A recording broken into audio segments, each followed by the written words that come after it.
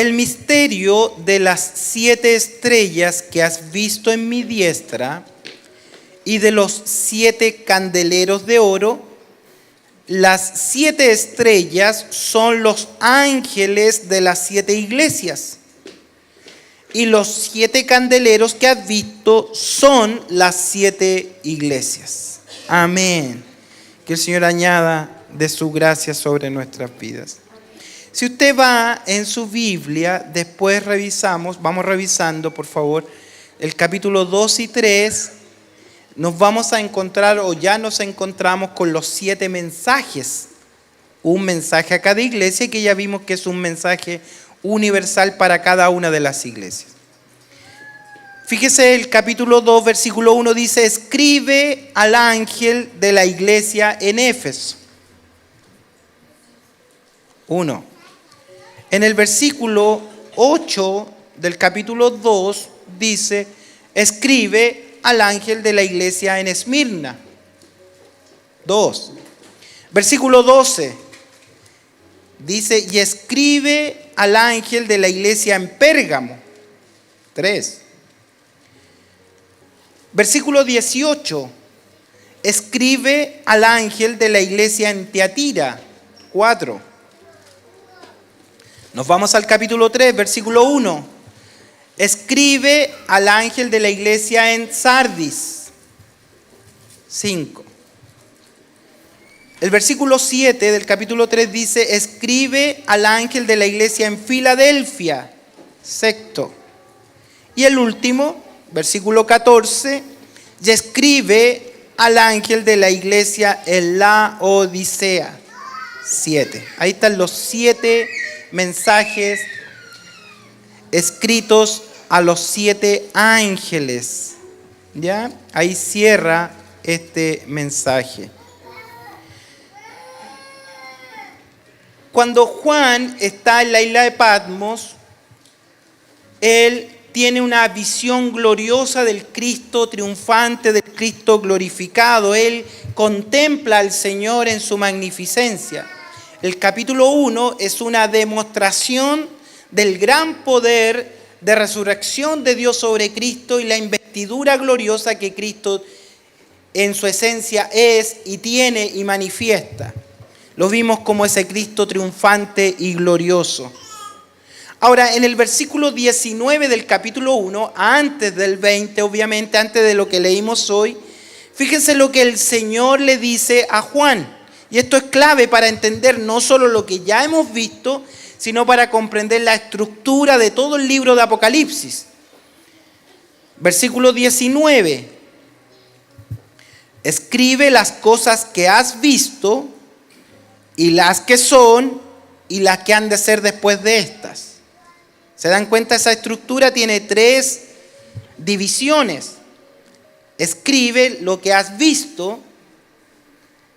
Escribe las cosas que son y escribe las cosas que son después de estas cosas. O sea, hay un orden de todo el libro. Eso es lo que va a escribir. Entonces, cuando sintetizamos el libro de Apocalipsis, tiene una estructura de 3 divisiones. Las cosas que has visto, las cosas que son y las cosas que serán después de esta. Ahí está el orden, las 3 estructuras o las 3 divisiones que tiene todo este libro de Apocalipsis. Ahora, ¿cómo podríamos entender esto de mejor manera? ¿Cuáles son las cosas que has visto? ¿Qué es lo que había visto Juan en el capítulo 1? ¿Cuáles son las cosas que había visto en el 1? No en el capítulo 4, cuando él es subido a la gloria. En el capítulo 1, recuerde que él está en la isla de Patmos, en el día del Señor, orando. ¿Y qué vio? Una manifestación del Cristo glorificado, el Cristo glorioso. Se manifiesta toda la presencia de Dios, toda la presencia de Cristo. Entonces, ¿cuáles son las cosas que él ha visto? Al Cristo que ya no está muerto, sino que ahora vive y vive para siempre. Al Cristo que ahora tiene las llaves de la muerte y del Hades. Al Cristo que ha vencido, al Cristo que dice: no temas, yo estoy contigo, no temas. El Cristo glorificado se lo presenta. Entonces, ¿qué le dice él? Escribe lo que has visto. ¿Qué vio? A Cristo resucitado. Ya tenemos la primera división del libro. Eso es todo en el capítulo 1. Ahora luego le dice las cosas que son.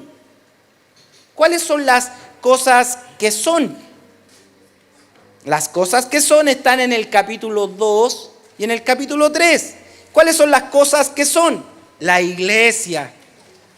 Entonces no estamos viviendo las cosas que son en el presente. El Cristo glorificado se va a revelar en una iglesia local. Lo repito, porque usted puede tener cualquier pensamiento. Usted dice, mira, yo creo que mejor ir a hacerle desayuno a los que están durmiendo en el Mapocho. En vez de ir a la iglesia local, yo prefiero hacer ayuda social. ¿Y por qué no junto a los amigos del barrio compramos marraqueta en la mañana, hacemos sanguchito y hacemos una obra social?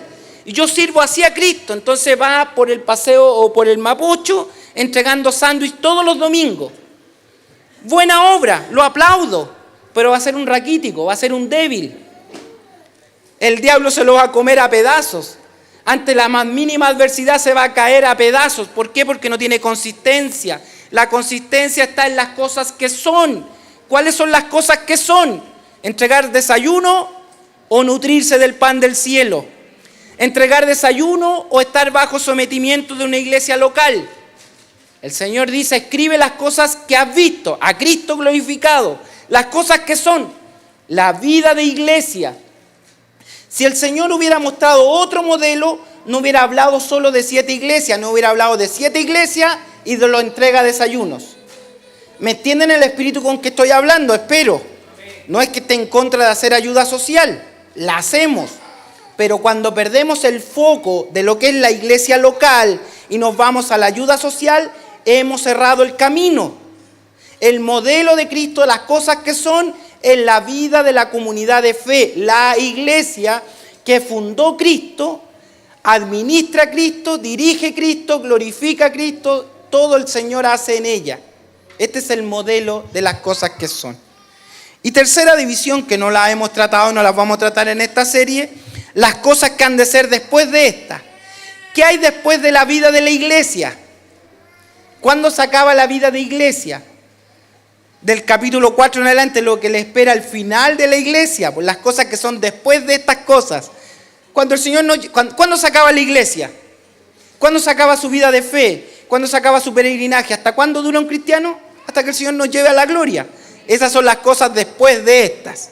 Ahí va a hablar del capítulo 4 hasta el final del capítulo del libro de Apocalipsis. Y ahí tenemos las 3 divisiones del libro. Entonces, lo que hemos tratado nosotros en esta serie de sermones, ya hemos visto gran parte del libro, 1 y 2. Vimos la manifestación del Cristo triunfante y vimos el mensaje a las 7 iglesias. ¿Están de acuerdo conmigo? ¿Le hice un buen resumen?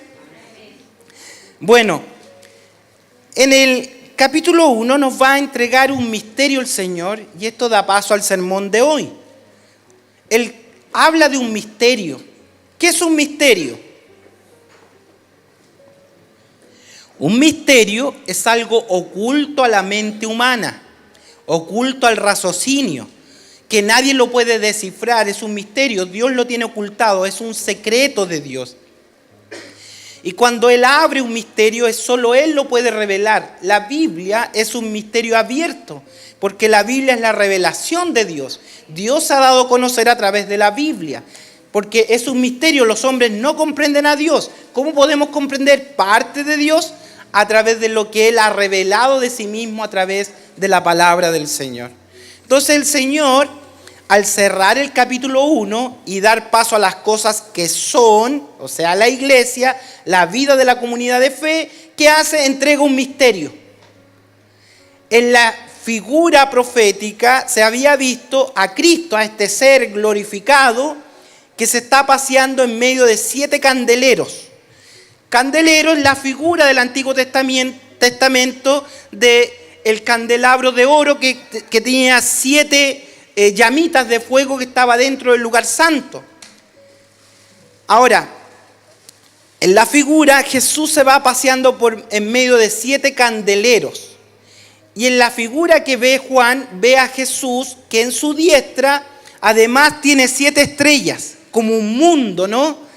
Como toda una galaxia en su mano que logran verse 7 perlitas o 7 estrellas. Entonces, vea la figura, el Señor paseándose en medio de los 7 candeleros con 7 estrellas en su mano. Entonces, ¿qué es eso? Si el Señor no lo declara, no lo podemos entender.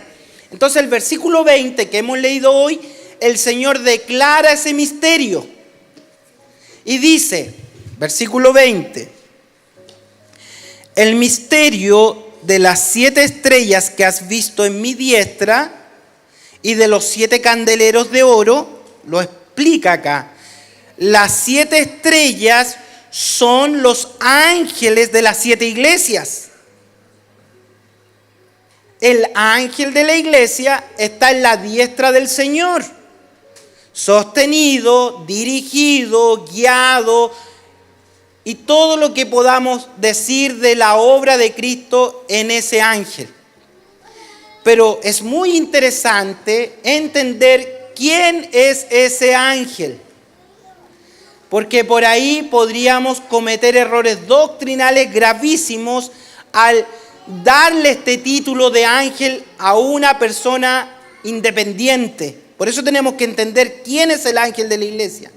Pero lo que nos dice el versículo 20 es que los 7 ángeles, hablando de la plenitud, el número 7 es la plenitud, o sea, de toda la iglesia, en todos los tiempos, en todas las edades, están en la diestra del Señor. O sea, el Señor dirige su iglesia. El Señor dirige al ángel de la iglesia. El ángel está en la diestra del Señor y dice que los 7 candeleros que has visto es la iglesia. ¿Se dan cuenta la figura Apocalipsis de qué nos habla? De la iglesia, de la iglesia, de la iglesia, de Cristo paseándose en la iglesia, no en el sindicato de madres, no en las damas de rojo, no en las damas de blanco, no en el hogar 1, en el hogar 10, en el desayunito X. No, el Señor se pasea en la iglesia. Y cualquiera persona que haga obra social, bienvenido sea al reino, pero esa persona que hace obra social tiene que someter su vida a la iglesia.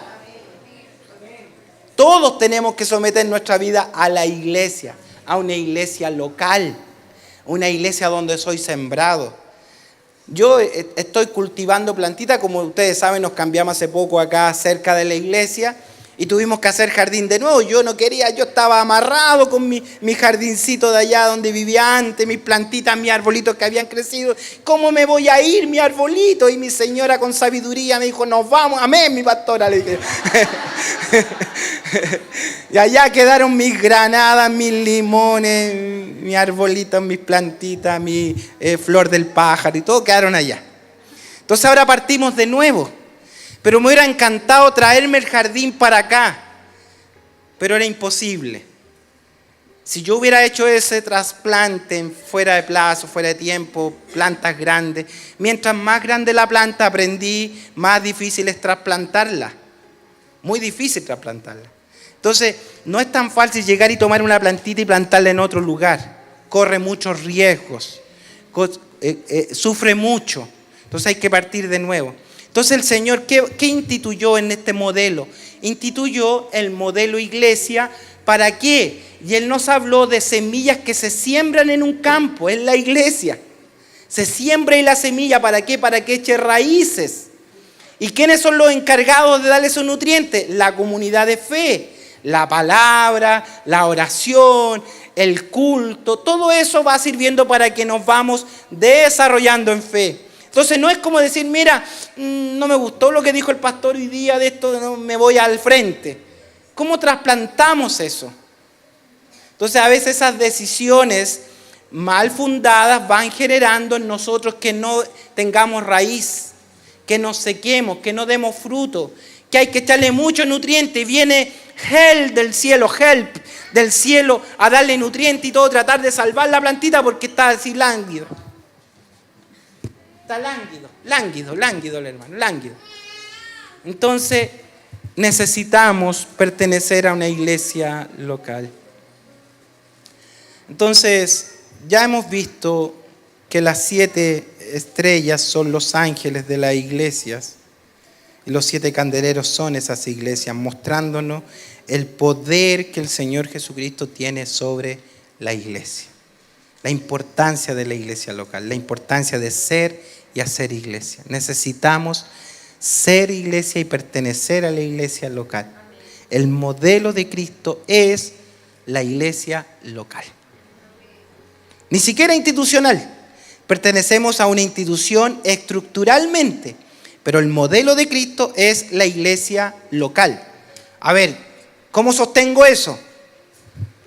El apóstol Pablo escribe a la iglesia de Éfeso, a la iglesia de Corinto, a la iglesia de Galacia. Bueno, entonces la iglesia local, si es institucional, ¿por qué no escribe un puro mensaje a toda la iglesia nomás? Y si el Señor Jesucristo, que es el dueño de la iglesia, el fundador de la iglesia, da 7 mensajes a 7 localidades, ¿qué es eso? Iglesias locales. Entonces tenemos que meternos en la cabecita que la iglesia local es el modelo de la iglesia de Cristo. Eso es. Tenemos que pertenecer a una iglesia local. Echar raíces en una iglesia local, porque así lo instituyó el Señor. Así que aquel que dice, no, es que yo llevo la vida a mi fe, a mi manera, no existe. No existe, está fuera de la verdad. Está llevado por sus pensamientos. Podrá tener muy buenos pensamientos y dice, no, yo oro en la casa nomás. Yo vivo la vida de fe, si total al final de cuentas igual el Señor me va a llevar. No, está equivocado. Si el Señor obró en su corazón, lo primero que va a hacer, va a comenzar el proceso de santificación. Y el proceso de santificación no es aislamiento, no, el proceso de santificación es en la comunidad de fe, donde nosotros como piedras vivas nos vamos puliendo unos a otros. Usted va viendo mis defectos, yo veo sus defectos y vemos que la gracia del Señor está por sobre nosotros. Usted va viendo mi carácter, yo voy viendo el suyo y nos vamos empujando unos a otros, porque la gracia del Señor puede más sobre nosotros. Bendito sea el Señor. Entonces, avancemos a ver quién es este famoso ángel. Y aquí yo podría personalmente aprovecharme de la circunstancia. ¿Sí o no? Y hacer eisegesis del texto, o sea, forzar al texto que diga lo que no dice. Entonces yo digo, hermano, aquí el ángel de la iglesia soy yo. Le muestro la credencial de pastor, yo soy el ángel de la iglesia. El pastor es el ángel de la iglesia, así que cuidadito. Y nadie toca mis ungidos. ¡Oh, aleluya! Sería fácil eso, ¿cierto? Y todo ahí temblando. Bueno, también estos mensajeros serían simples mensajeros que llevaron el mensaje a la iglesia. Estos ángeles serían los líderes de la adoración. Porque aquí tenemos que entenderlo en el contexto del entorno cultural al cual se dirigió la carta. Las iglesias en el primer siglo no tenían la estructura organizacional que tenemos hoy y que tiene nuestra institución, porque cada institución tiene su propia estructura. Entonces, ¿cuál sería el ángel? Si hay iglesias que tienen un pastor, hay iglesias que tienen un concilio, hay iglesias que tienen una comunidad directiva, ¿cuál sería el modelo? Entonces, tenemos que ir al primer siglo, cómo era el modelo de la iglesia del primer siglo, para entender la estructura organizacional de la iglesia. Y ahí aplicar a nuestras vidas. ¿Cómo era la iglesia del primer siglo? En el primer siglo, gran parte de la iglesia se reunía en sinagogas.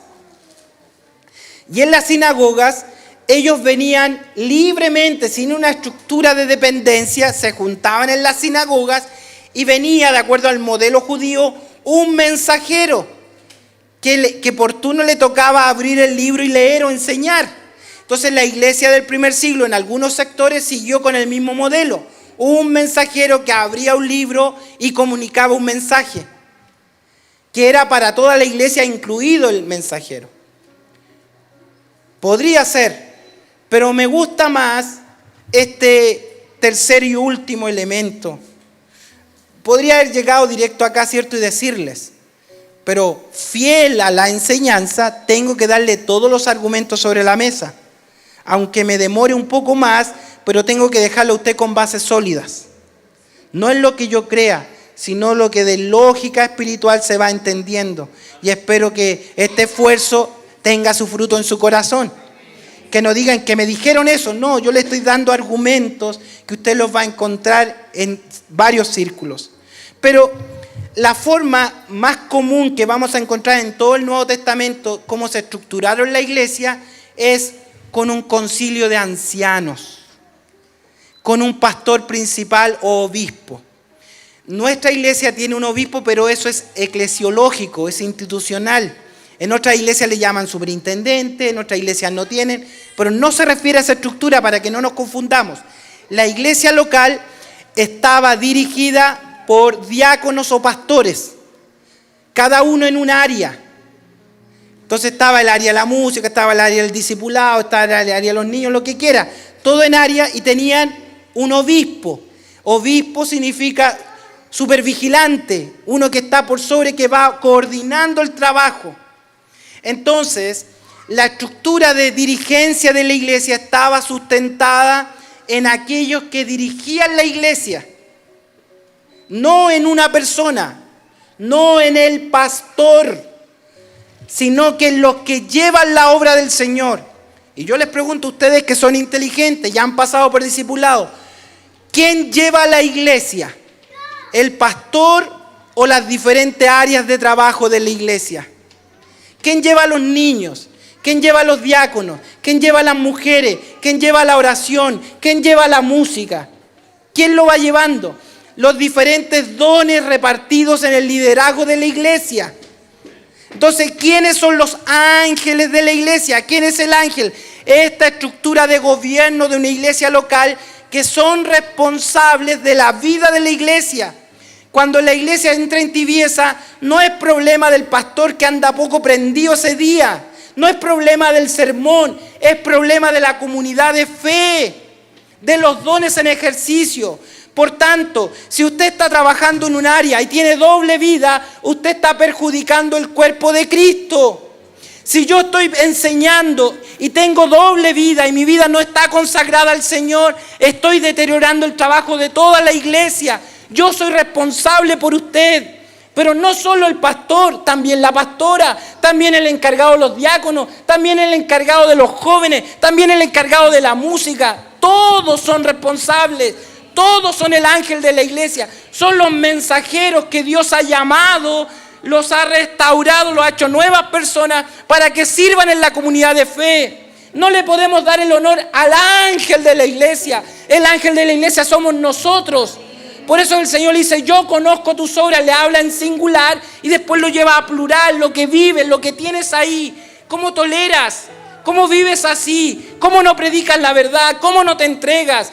Porque si usted piensa que su servicio es solo preparar un sermón cada 3 meses, eso es todo lo suyo, está equivocado. Usted tiene que ser un ángel de la iglesia. Usted tiene que ser un ángel de la iglesia.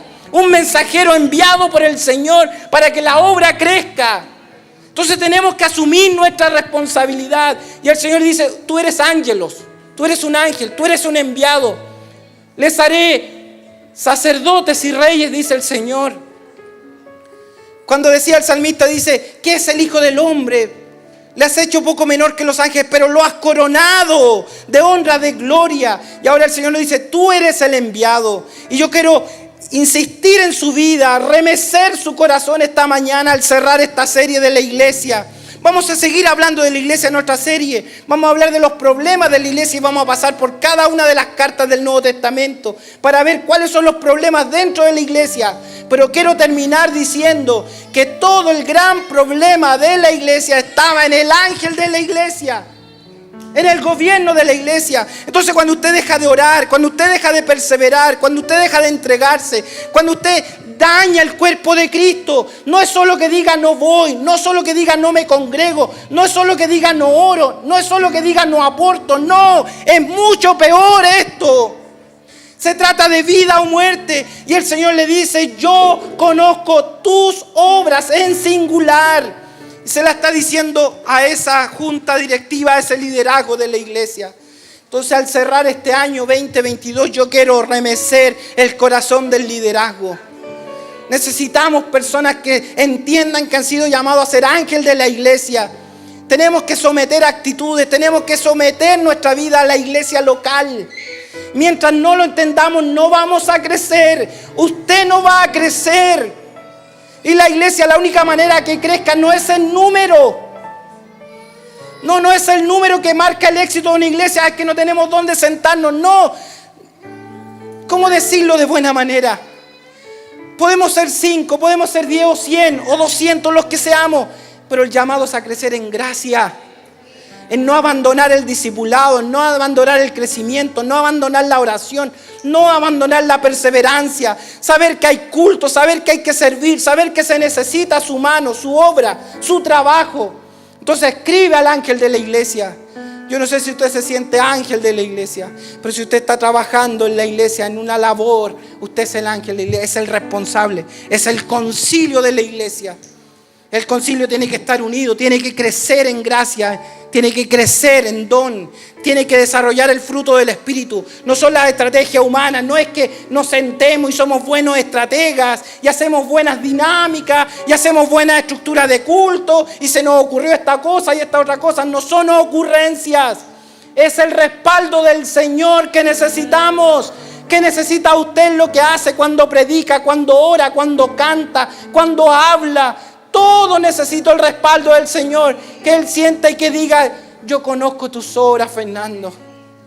Yo conozco que has pasado por pruebas. Yo conozco que tienes dificultades. Yo conozco tus necesidades. Yo conozco, pero has sido fiel, has sido firme. Entonces yo te voy a bendecir. Voy a bendecir la obra de tus manos. Y se los he dicho varias veces y lo recalco. Necesitan trabajo. Necesitan que se abra puerta de bendición a lo que están haciendo. Mire, el gran secreto es, como prospera su alma, prosperan sus bienes. La única manera de prosperar es que prospere su alma. Esa es la medida. En la medida que su alma prospera, prosperan sus bienes. ¿Quiere ser próspero? ¿Quiere tener añadidura? ¿Quiere que el Señor, se quedó sin pega? ¿Qué va a hacer? Estoy sin pega, lloro. No, el Señor ya está preocupado. Ya está preocupado de dónde la van a contratar. Ya está preocupado. Pero entréguese al Señor.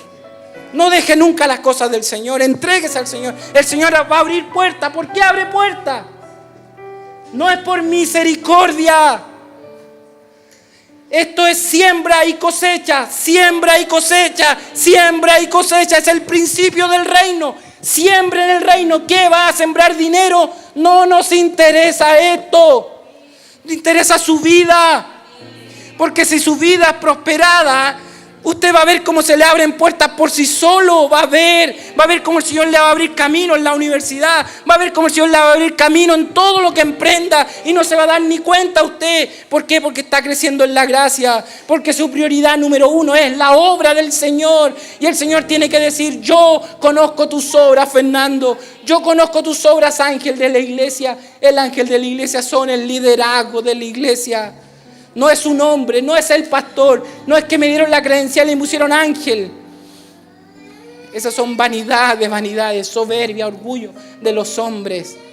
Yo no necesito decir que soy el ángel de la iglesia para que usted se someta. Usted tiene que estar sometido a la verdad de la palabra del Señor. Tiene que someter su vida a la verdad de Cristo. Al Cristo que se pasea en medio de los 7 candeleros. Al Cristo que tiene a los ángeles en la diestra de su mano. Por eso que en una de las iglesias dice: mira, por tanto, ¿de dónde has caído? Te caíste de la mano del Señor. Yo quería dirigir tu vida. Yo quería revelarme a ti. Yo quería que me buscaras en oración. Yo quería que dispusieras tus talentos para mí. Pero no podemos andar en divisiones, en gustos de una y de otra cosa. La iglesia no funciona así. La iglesia se quiebra cuando son los gustos de las personas. El concilio es uno solo, el ángel de la iglesia es uno solo y todos aportan al reino. Hermano, yo le necesito a usted y usted me necesita a mí. Y esta tarde, al terminar ya este sermón y al terminar esta serie que hemos visto preciosa de las iglesias de Apocalipsis, el Señor echó una mirada dentro de la iglesia y quiero preguntar si ha mirado en lo profundo de su corazón. Si esta mañana usted siente el llamado del Señor a entregarle su vida al Señor. Entréguele su vida, su tiempo, su disposición. Organice su agenda, organice sus tiempos. Mire, no por trabajar más, lo hemos aprendido, no por trabajar más va a ganar más. Se lo aseguro que no, se lo aseguro que no. He visto testimonios, mi esposa tiene el testimonio. Ella, mire, nosotros trabajamos 15 años en Hyun, salíamos los viernes. Viajábamos las noches, estábamos todo el día en nuestras ciudades, afuera del país, por los jóvenes. Después volvíamos porque mi pastor, la orden era, ustedes salen a trabajar, pero el domingo me están acá en la iglesia en la mañana. Y nosotros llegábamos trasnochados. Ay, mi pastor, estoy tan cansado, viajé, no puedo ir. Tan loco que yo jamás le podía decir eso a mi pastor, jamás. No, usted va para allá, pero viene acá. Y ahí tenía que estar tempranito y a veces nos tocaba hacer pan amasado. A las 6 de la mañana estar en la iglesia amasando pan. Sembrando para el reino. Sembrando para el reino. Y sabe que mi esposa sí estudió toda la universidad. No fue nunca a la junta y todo. Y el Señor la sacó adelante en su carrera. Ella contaba su testimonio. Iba a las pruebas y le iba bien. No es un mensaje para que sean irresponsables. Lo que le estoy diciendo es que usted entregue en su vida al Señor y va a ver cómo el Señor le abre camino. He visto cómo el Señor ha abierto puertas. Conocí a un joven, podía hablarle toda la mañana de testimonio. Conocí a un joven que llegó a la iglesia, era hijo de una hermana. Ganaba menos del mínimo. Estaba endeudadísimo, endeudado el joven, ganaba el mínimo ahí por años trabajando como ayudante de maestro en una mueblería. Y empezó a ir a la iglesia y le enseñamos, porque nos tocaba discipularlo, le enseñamos, mira, hermano, ¿sabes qué? Siembra en el Señor, siémbrale tu tiempo. No te quedes trabajando horas tras ven. Trabájale al Señor. Aunque no sea, pregunta qué hay que hacer. Y empezó a trabajar y todo. Vaya a verlo hoy. Vaya a verlo cómo el Señor le abrió una empresa. Le abrió propiedades. Tiene propiedad en el sur, en Santiago tiene vehículo y todo. Y ahí está, fiel en la obra del Señor. El Señor le abrió caminos. ¿Cuál es el secreto? Sembrar nuestra vida en el reino, porque somos ángeles de la iglesia. Somos los que tenemos que llevar la sustentación de la iglesia. La iglesia lo necesita. Y esta mañana, al terminar ya este año, ya se nos fue el año. El domingo no predico. Después viene Navidad. Después viene Año Nuevo. Este es casi el último sermón del año. Yo quiero que analice su recorrido del 2022. Los que están aquí, los que están a través de la transmisión. Analice cómo ha sido su vida. Y este día dígale, Señor, dame otra oportunidad el 23. Dame otra oportunidad, Señor. Yo quiero servir en tu reino. Quiero ser el ángel de la iglesia. Quiero estar en la comunidad que sustenta la obra. ¿Cuántos esta mañana se entregan al Señor? El Señor le abrirá campos de bendición, le aseguro, pero entréguele su vida. No venga como consumidor de un sermón de tiempo en tiempo. No venga como consumidor de una música. ¿Qué es eso? Por eso hay muchos consumidores que nos siguen con la red nomás, porque es re fácil.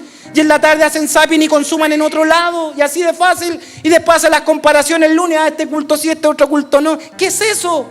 Puro infantilismo, pura inmadurez. Pura gente que no tiene fundamento, que anda peleando por tonteras en las redes. Pura estupidez, hermano. Si la forma de vivir la vida de la fe es que el Señor me llamó por gracia a servir en una iglesia local y aquí me someto a la estructura de iglesia. Hay una organización, me someto a servir y ahí el Señor lo va a bendecir.